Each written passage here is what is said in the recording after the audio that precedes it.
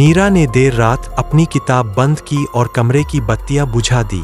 खिड़की के बाहर चांद की हल्की रोशनी अंधेरे कमरे में छनकर आ रही थी। बिस्तर पर लेटते ही उसे घर के किसी कोने से धीमी सी फुसफुसाहट सुनाई। वह थोड़ी देर शांत रही, कान लगाकर सुना, कुछ भी नहीं।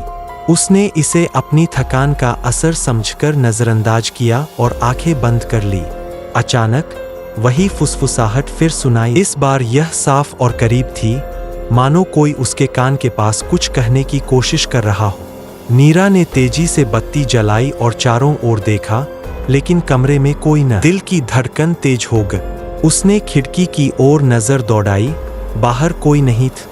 थोड़ी देर बाद बत्ती बंद करते ही फिर से वह आवाज सुनाई दी, लेकिन इस बार उसके बिस्तर के पास। नीरा ने डरते हुए धीमे कदमों से पलंग के नीचे झांका। वहां कुछ भी नहीं था, लेकिन अचानक उसने किसी की सांसें अपने ठीक पीछे महसूस की।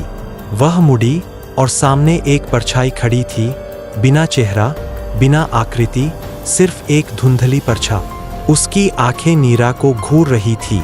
नीरा चीखना चाहती थी, लेकिन आवाज गले में अटक गई। वह परछाई धीरे धीरे उसकी ओर बढ़ रही। नीरा ने भागने की कोशिश की, लेकिन उसके पैर जैसे जमीन से चिपक गए थे।